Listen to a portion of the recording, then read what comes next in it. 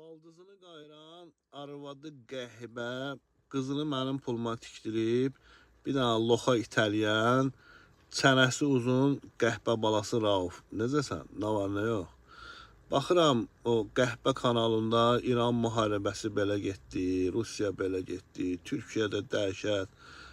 Qəhbənin balası, Azərbaycandakı dəhşətlərdən niyə danışmırsınız? Milyonlarla insan bu günləri imdad edir, evini təmir elətdirə bilmir, quruda bilmir, texnikaları qalıb suyun altında, heyvanları tələf olub. Qəhbənin balası, elə İran belə getdi, Ukrayna belə getdi, Türkiyədə faciə. Azərbaycan faciəsindən nə vaxt danışacaqsan, Rauf?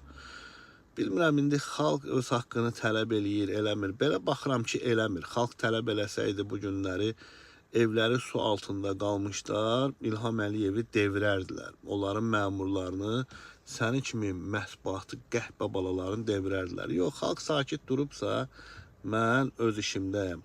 O deyir, aşığın sözü qutaranda nanay eləyir. Mənim sözüm heç vaxt amma qutarmayacaq. Rauf, sənin arvadığın, qayırdığın baldızığın, tikdirib ərə verdiyin qızığın dilinin üstünə çiliyim, qəhbənin balası. Sənin İsveçrədə, mən yaşadığım ölkədə, burada firma, şirkətim var. Oğraşın oğlu, hansı pulla tikdirin? Oğraşın oğlu, hansı pullarla gəlib